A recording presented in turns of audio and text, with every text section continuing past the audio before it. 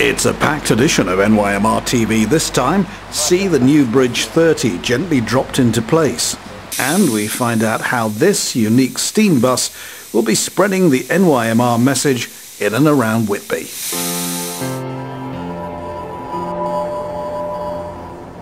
Phil and Iris have a busy day ahead of them in marketing.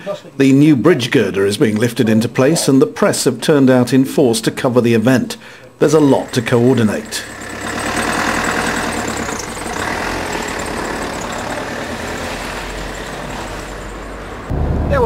We're expecting representatives from both regional television today, the Yorkshire Post photographer, the Northern Echo, Gazette and Herald, Whitby Gazette, plus some of the specialist trade publications, so we should get a good turnout.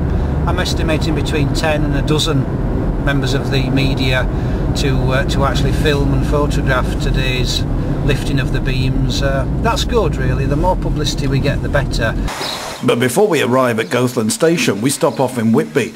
The Nymr has done a deal with the owner of a vintage steam passenger bus which will carry the North Yorkshire Moors Railway logos to promote the line. The steam bus carries people around the town in the holiday season, and it's quite a sight.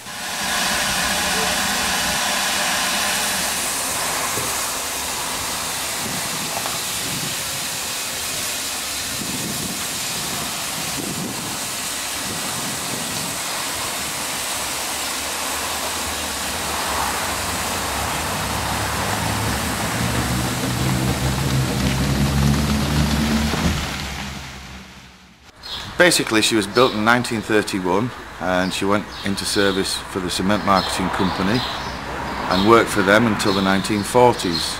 And after that she became a tar sprayer, eventually moving into the northeast, so she would have actually worked around Whitby. So she's a bit of a local lass really.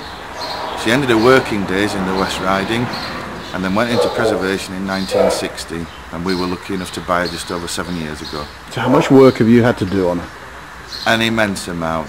What we bought really was a candy shell, a wonderful paint job, but when you scratch the surface, oh dear, underneath. We've ended up reboilering her. We've replaced a number of components in the engine, the running gear, but we think we're getting there at last now. And she's just done 4 full years in traffic as the only road steam vehicle in the world that works full-time for a living.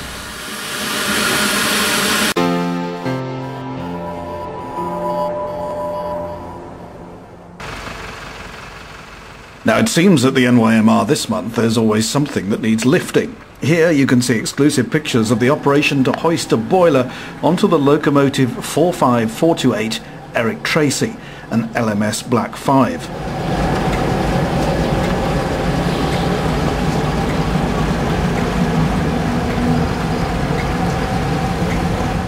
It's almost a totally new boiler for the engine, and it was a complicated process, captured by the Nymr General Manager, Philip Benham.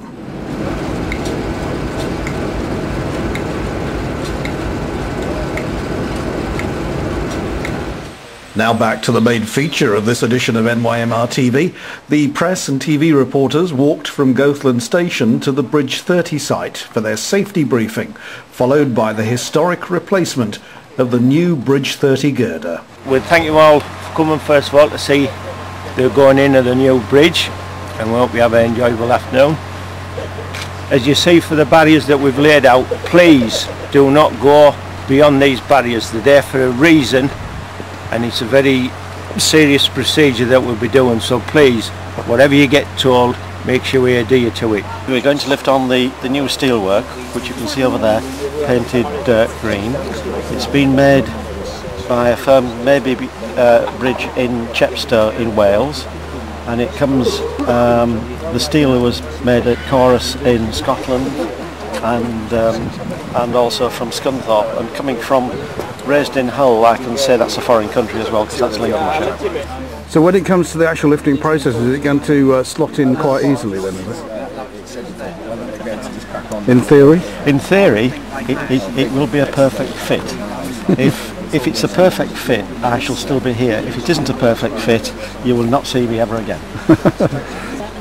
We have the length of the beams, and it's all been precisely set out based on original surveys, but set out by CML and taped across and repeatedly checked both with electronic systems and good old steel tape measures to make sure it fits. But don't tell anybody. But we also have in the bolts down there, we have about an inch slack in the bolts, but don't tell anybody that. So if we have to adjust it slightly, we can do that. That's normal civil engineering practices, that. Well, obviously this is a great day for us. We're very relieved to see this girder go into place. Now we're hopefully on the home straight. We've still got the decking to put in place and the track back, but we should be on target now for the first train to run over here on the 27th of March. And we had 350,000 people travel on the railway last year, so we well surpassed the 1/3 figure, which was our target. I think we can confidently say that this is the most that any heritage railway has ever actually carried. So we're delighted with that, but of course we've got a very tough year ahead. And in fact, having such a good year helps us prepare for what's going to be a big challenge. We've still got the remaining costs for this bridge to be finished. We've also got major work going on at Pickering. Yes, it's lottery funded, but there's also money we have to put into it. And there's the uncertainties of what the economy is going to produce this year. We may be coming out of recession. On the other hand, how's that going to impact on the ground? My feeling is that it'll take some time before the benefits are actually felt by people in their pockets. So a successful operation, and very soon trains will be running over the bridge again. In the meantime, check our website for details of current services on the 2 sections of line. We're back up and running again for half term, and we hope you've enjoyed this unique Nymr TV access to a project that you have helped pay for. See you on board again very soon.